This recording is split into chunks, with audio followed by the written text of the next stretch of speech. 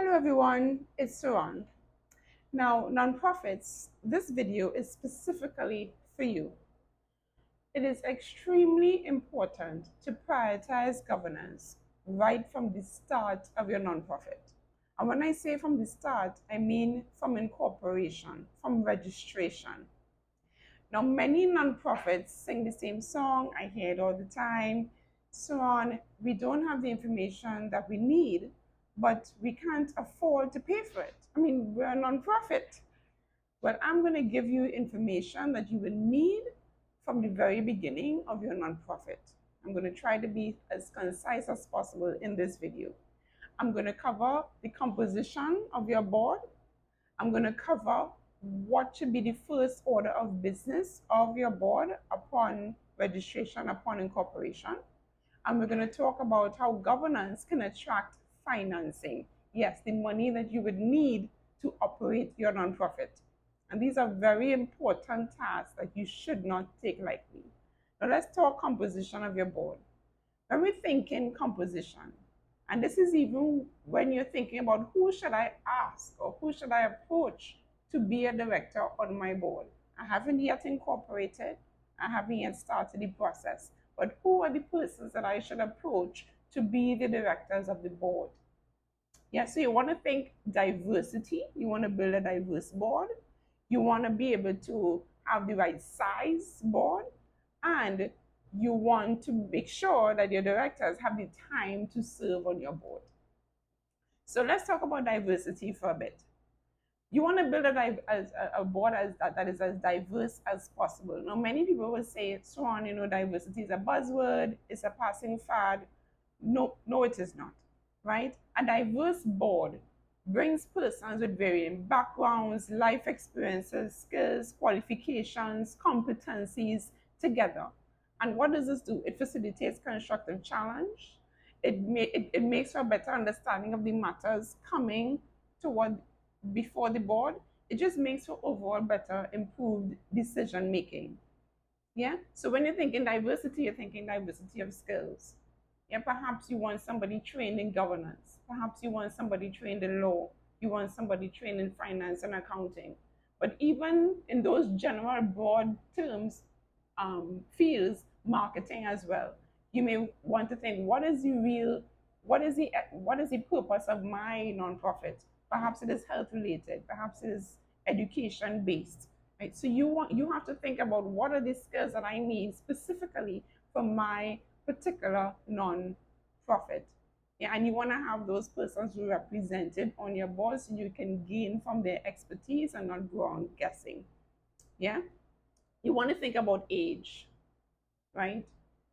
You have the baby boomers, you have the millennials, you have the Gen Zs, and these different age groups, so these persons from these different generations all have different perspectives, all have different life experiences that can contribute to the board. A baby boomer can learn from a Gen Z can learn from a millennial can learn from a baby boomer, and so forth and so forth. Right? So we don't have all the information in our heads, but we can learn from each other. So you want to think diversity in terms of age, have a nice age spread. Yeah. So then you want to think about maybe gender. Yeah, you want to have a balance of male and female, a nice balance there. Say men are from Mars, women are from Venus. We sometimes live in two different spaces, but it's good when these different perspectives can come together on the board. So the idea of a diverse board is not having the exact same person duplicated in every seat around the table, because then you just get groupthink, you get a board of yes, you get no constructive challenge, you get no provocative questioning, and it's all the same person duplicated around the board. And that is what we're trying to avoid in terms of who do you approach to serve on the board. Yeah. And then next, you want to think, what is the size of the board? What size should it be? Micro entities, because when you're just starting, you might be a micro entity, right? Micro entities, small entities tend to have smaller boards, right? Larger entities tend to have larger boards. In Trinidad and Tobago, if you're a nonprofit company, the Companies Act requires a minimum of 3 directors. So that's your baseline, 3 directors. And then you can have a range, right? I always recommend to clients, don't set a fixed a number of directors, right? Because you want to be flexible in terms of adding your board as your board as the organization grows and gets more complex. You want to be able to add directors. So have a nice range in terms of the size of your board, right? And the size really depend on the complexity of your board and what your activities are, right? But the legal minimum in Trinidad and Tobago is 3. And then you want to think time commitment, right? Look and consider the other activities that the directors are engaged in, right? They may want to serve, they may really want to serve, but they simply do not have the time to do it. Yeah, so time. Please make sure that they have the time to commit to your nonprofit. And what you can do from the very beginning is set up appointment letters for the directors. These are the very first directors that set up appointment letters that clearly state that they have to make the time available to the work of the nonprofit and have them sign those letters. And it's a good part of the onboarding process, and you make them aware of the organization. You have a nice onboarding process, a nice induction process with your very first directors to make them aware of what it is they're getting involved in and the time that is going to be required for it. Right? So that's where you want to have your mind thinking in terms of who your directors. Next, so you have your directors, right? You have your address, and it doesn't have to be any big fancy building. It could be someone's home even, right? So you have your address, and now you want to think, what is our first order of business? Well, your first order of business is your directors. Your directors decide who the company secretary is.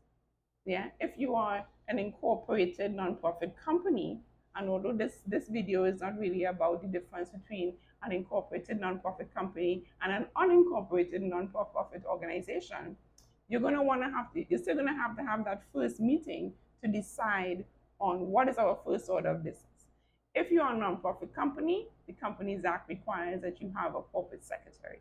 So you're going to have to decide who's going to be your corporate secretary, and the directors decide that, whether in a board meeting or by resolution outside of a meeting. You're going to have some documentation stating who your corporate secretary is. Then in that first meeting, you can think about the Constitution. Yeah? What is our Constitution? What is going to be our bylaws that govern this organization? That's one of your first order of business as well as a nonprofit in that very first meeting. Yeah? I always suggest you have an in-person meeting. Yes, we love the virtual meetings. I particularly love virtual meetings. It's very convenient. But for that first meeting, right, your directors want to meet each other. You want to build a spirit of camaraderie and cohesion. For that first meeting, I would suggest have an in-person meeting. And it doesn't have to be any fancy big meeting in a hotel. It doesn't have to be very expensive at all. Right? You can decide on a nice, affordable location where your directors could come together and have that first meeting, and you're deciding your corporate secretary or your governance support, who's going to provide that, as well as your constitution for moving forward. And those are the two basic items that you should at least have in your very first meeting. The last point I want to make is about finance and attracting financing. Now, being a nonprofit organization doesn't mean that your organization can't realize a profit. Yeah? If you make a profit in one fiscal year, you can reinvest that profit into the activities of the organization during the following fiscal period. Right? Being a nonprofit simply means that the owners of the organization, they don't take part in that profit. Right? There are no dividends paid and whatnot, like profit companies. Right? The money that is made, the profit that is made, is simply reinvested into the activities of the organization. Right? And I think it's a myth to believe that if your financial statements show that you are profitable, you won't be able to attract sponsors. Right? I think that's a myth that some people believe. As a matter of fact, if you are showing a healthy surplus or profit, right, and if you're showing that you're doing financially well and you are transparent with your sponsors about your financial health, you can expand your reach, you can improve overall impact, and this is a positive sign for sponsors. Sponsors are interested in visibility and impact, and they want to align with causes that they believe in, where they can get just that visibility and impact. So don't think that you don't have to make money because you're a nonprofit. And good governance and having these structures in place, a right board, right? You're having your meetings, you're minuting your meetings, you have your governance support, right? You have your constitution. Having these things in place will facilitate proper financial management right from the start. Right? You can have your governance support build proper accounting practices and procedures, proper procurement policies and procedures, and these policies can help close financial leakage. They can help bridge those gaps that cause financial leakage. So these things are very important, even in terms of attracting sponsors for your nonprofit, which is where most of your money may come from, right? Even if you're a membership organization, you're getting membership dues, if from your members, you would still need to be able to attract sponsors. And I'm saying that having a healthy financial record, healthy of your nonprofit is going to serve to attract sponsors. Yeah, and good governance can help you with just that. Yeah. So just to recap, choose your right directors, determine what you're going to be doing from the very beginning, have your first board meeting, decide on your corporate secretary, decide on your constitution, and focus on being a good financial steward right from the start. Yeah. So if you're not yet subscribed to my channel, please hit that subscribe button so you can keep up with content as they are released. Also, please like, comment, and share so we can spread the word on these important conversations. For more information like this and a whole lot more, check out my LinkedIn profile and my Facebook and Instagram pages. So this is Saron reminding you to do it right and do it now. I'll see you soon.